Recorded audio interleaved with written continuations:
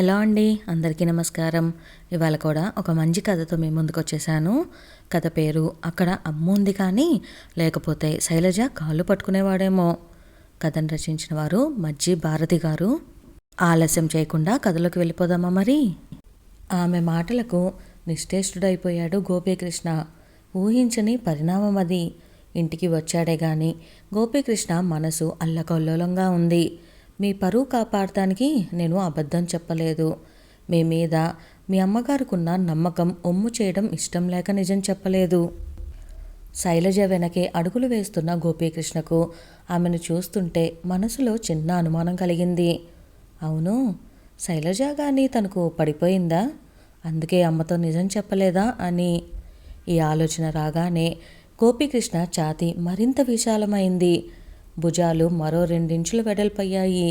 వెన్నుపూసను సవరించుకొని మరింత నిటారుగా నడవటం మొదలుపెట్టాడు.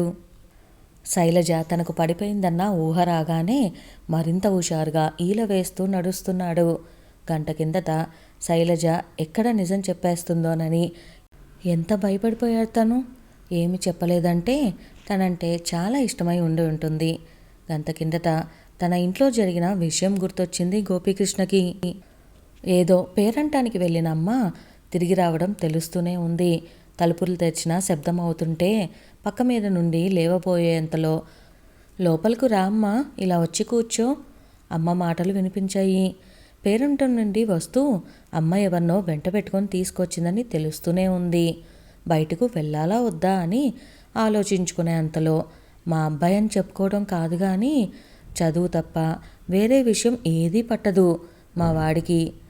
ఏం చదువుతున్నాడు మీ అబ్బాయి అని అడిగింది వచ్చినావిడ. అవేవీ నాకు తెలియదు కానీ కిందటేడు కాక ఆ కిందటేడు వైజాగ్లోనే జాయిన్ అయ్యాడు.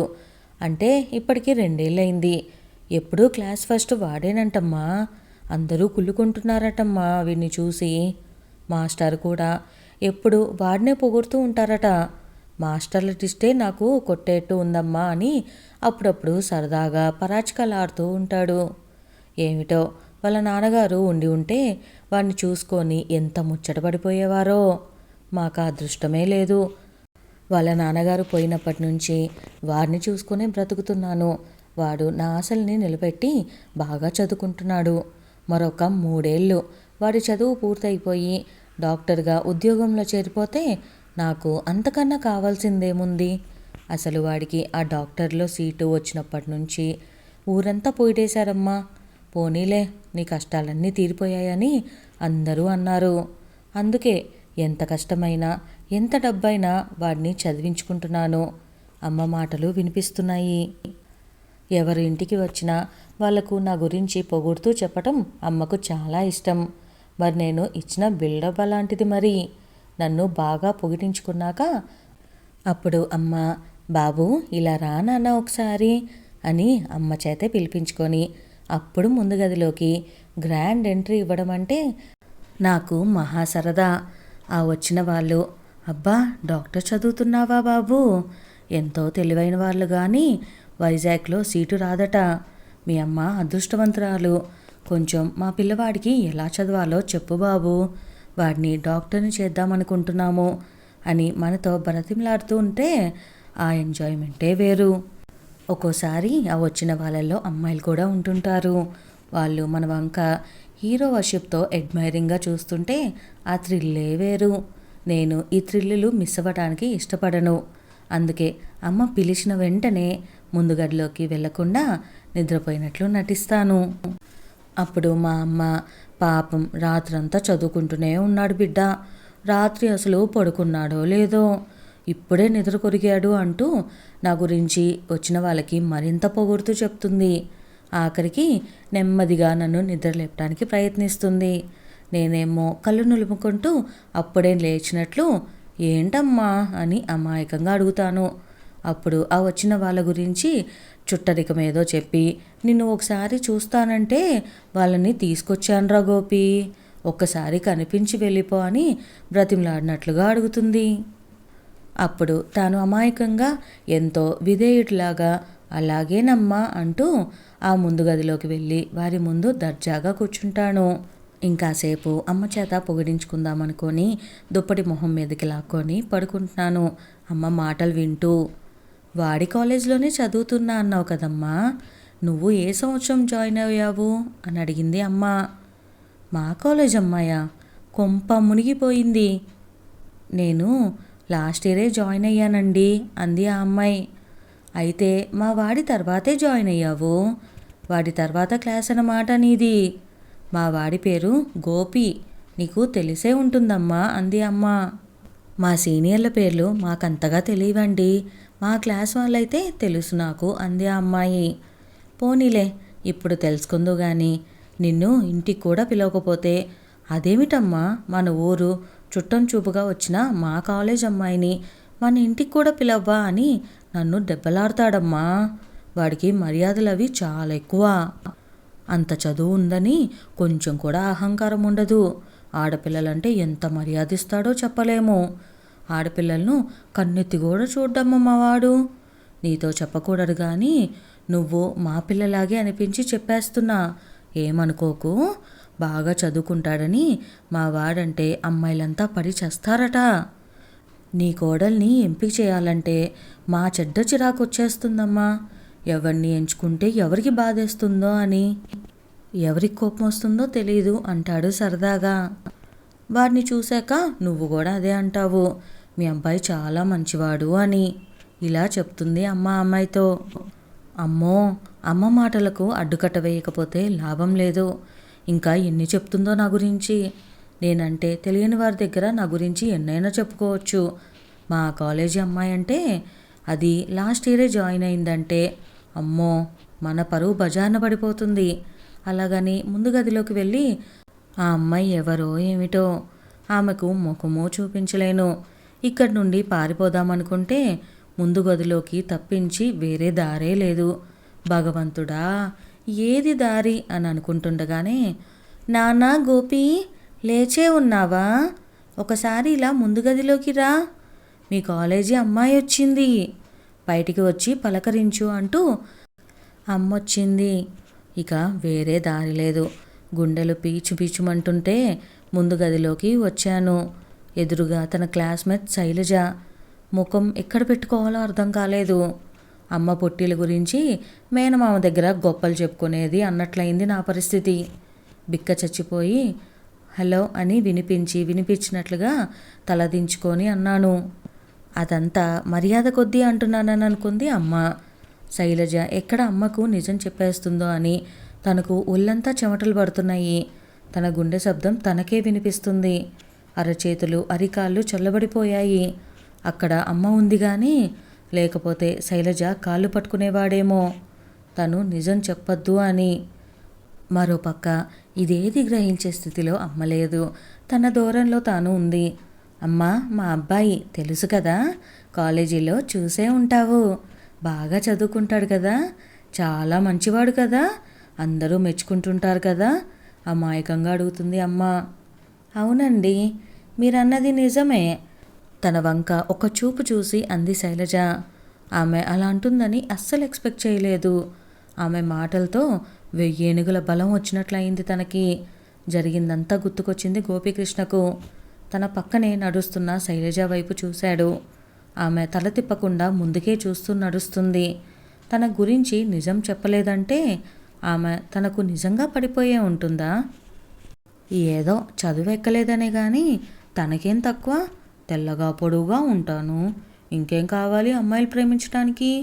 ఈ ఆలోచన రాగానే ధైర్యంగా శైలజ వైపు తిరిగి, చాలా థ్యాంక్స్ అండి, నా పరువు నిలబెట్టారు అన్నాడు హుషారుగా. గోపీకృష్ణ మాటలు విన్న శైలజ గత 2 గంటల నుండి జరిగిన విషయమంతా కళ్ళ ముందు కదలాడింది. వదిన వాళ్ళ అన్నయ్య భార్య సీమంతానికి అమ్మ రావటం కుదరక ఎవరూ వెళ్ళకపోతే బాగుండదని తనను పంపించింది. ఫంక్షన్కు అటెండ్ అయ్యి వెంటనే వచ్చేద్దు గాని అంటూ అక్కడ తను మెడిసిన్ చదువుతున్నానని తెలిసి ఇదిగో గోపీకృష్ణ వాళ్ళమ్మగారు బలవంతాన ఇంటికి తీసుకొచ్చారు. ఇంటికి వచ్చిందే కానీ ఆ గోపీకృష్ణ గురించి ఎంత చెప్తున్నా తనెవరో తెలియలేదు తనకు. తనకి సీనియర్ అయ్యుండి అదీకాక బాగా చదువుతున్నవాడు తనకి తెలియకపోవటం ఏంటి అని ఎంత ఆలోచించిందో. ఎందుకంటే బాగా చదువుతున్న వాళ్ళంటే దాదాపు కాలేజీలో అందరికీ తెలిసే ఉంటారు. అలాంటిది ఇతనెవరు నాకు తెలియకపోవటం ఏంటి అని ఆలోచిస్తుంది. వాళ్ళమ్మగారి మాటలు విని, ఎవరబ్బా అంత బాగా చదువుతున్న అతను, అమ్మాయిలందరూ అంతపడి చచ్చిపోయేవాడు, అందగాడు అని బుర్ర బద్దలు కొట్టుకుంది తాను. చూస్తే ఇదిగో ఈ దరిద్రుడు. ఆ అబ్బాయిని కృష్ణ అని పిలుస్తారు కాలేజీలో అందరూ. గొప్పల కోసం క్రిష్ అని పిలవమంటాడు. తనకి 1 ఇయర్ సీనియర్ కానీ ఫస్ట్ ఇయర్ పరీక్ష పోయి సప్లిమెంటరీలో కూడా పాస్ అవ్వక మరలా తమ బ్యాచ్లోనే ఎగ్జామ్ రాశాడు. జూనియర్స్తో కలిసిపోయానన్న సిగ్గే లేదు. 1 సంవత్సరం పోయిందన్న బాధే లేదు. ఇప్పటికైనా బుద్ధి తెచ్చుకొని బాగా చదువుకోవాలన్న ఇంగిత జ్ఞానం కూడా లేదు. ఇలాగే ఉంటే 5 ఏళ్ళు కాదు, మరో 10 ఏళ్ళైనా వీడు మెడికల్ కాలేజీని వదులుతాడా? డౌటే. చదవటం సంగతి పక్కన పెట్టు, అసలు క్లాసులకే సరిగ్గా రాడు. వస్తే అమ్మాయిల మీద వెధవ కామెంట్స్. వీడు పెద్ద అందగాడు, మరి వీడికి పడిపోతారు. వెధవ ఎర్రకోతిలాగా ఉంటాడు, ఆ రంగును వాడును. పాపం వాళ్ళమ్మని చూస్తే జాలేసింది. ఎంత తాపత్రయపడుతుందో కొడుకు కోసం. ఈ కొడుకు ఇలాంటి వెధవని తెలిస్తే గుండె ఆగిపోతుందేమో ఆవిడకి.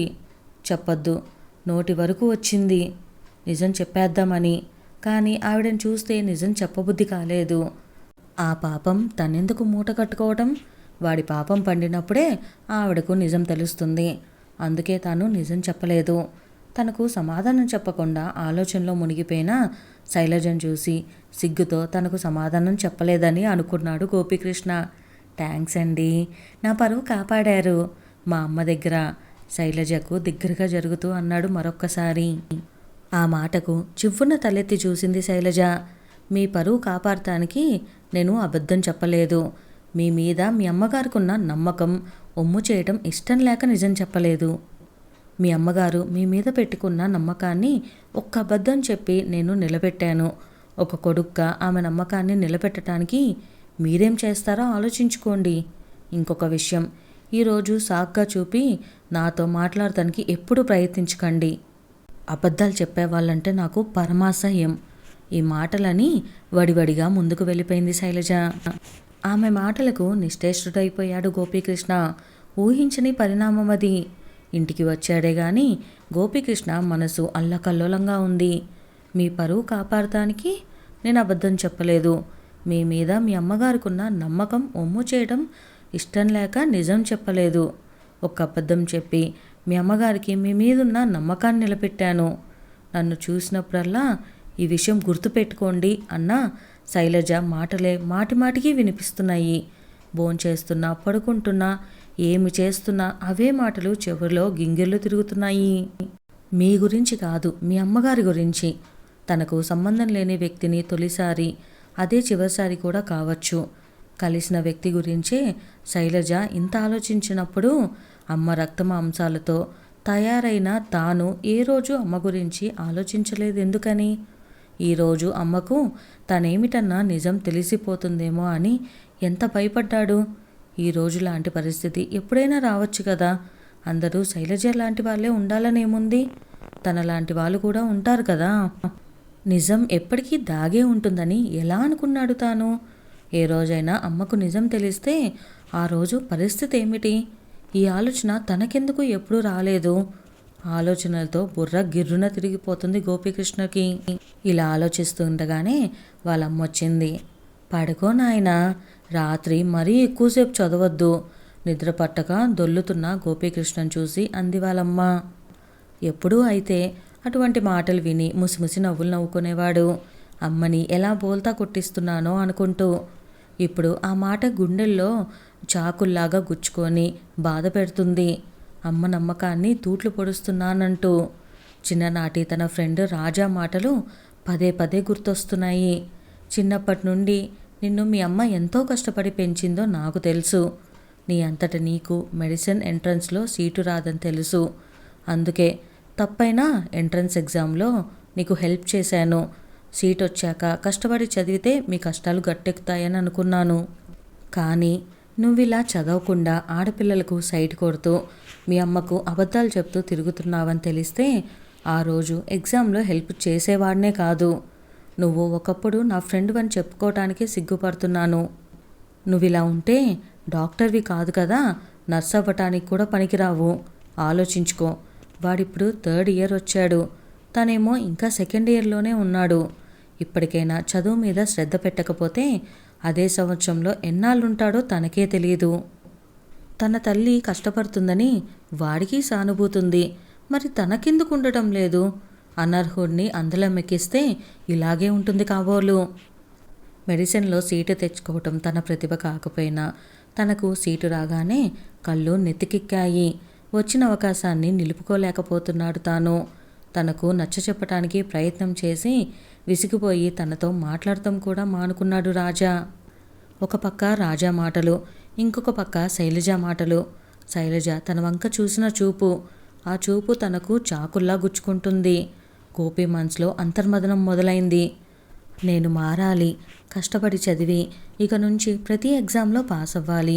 నేను తెలివైన వాడినే, నేను నమ్మకాన్ని నిలబెట్టుకోవాలి. నా భవిష్యత్తును నేనే నిలుపుకోవాలి.